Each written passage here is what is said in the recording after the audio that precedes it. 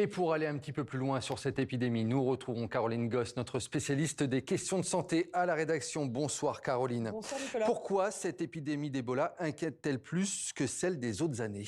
Alors, les épidémies d'Ebola sont relativement fréquentes en Afrique. La fièvre hémorragique qu'elle provoque est extrêmement dangereuse. En revanche, la transmission se fait par les fluides corporels et le sang. Que la personne soit infectée, soit vivante ou décédée. Les malades deviennent contagieux uniquement après l'apparition des symptômes. Une période d'incubation peut aller jusqu'à 21 jours, avec un taux moyen de létalité qui peut aller jusqu'à 50%. Et Caroline, le problème, c'est que l'on a affaire cette fois à une souche plus rare, c'est bien cela? Oui, il y a plusieurs souches d'Ebola et le variant Zaïre, qui est le plus fréquent, pour lequel le vaccin et des traitements ont été mis au point.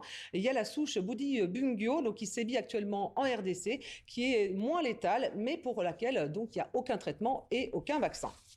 Alors, Par contre, le variant Zaïre a tué 15 000 personnes en cours des 50 dernières années en Afrique. Et la souche Bundibugyo, elle n'a pour l'instant provoqué que 2 épidémies connues. En Ouganda, en 2007, qui a fait donc 42 morts sur les 131 cas confirmés.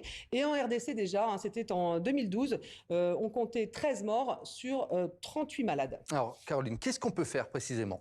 Alors, l'Organisation mondiale de la santé pousse à adapter en fait ce qui existe déjà en termes de vaccins et de traitements. L'OMS qui parle ce mercredi donc d'un risque élevé en Afrique centrale, mais faible au niveau mondial. Elle rassure. On écoute.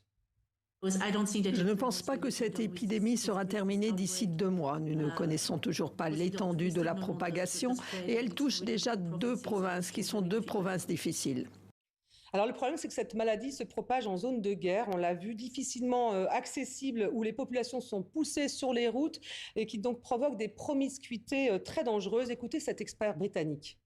Le traitement d'Ebola consiste essentiellement à maintenir les personnes en vie suffisamment longtemps pour que leur système immunitaire puisse se renforcer et vaincre le virus.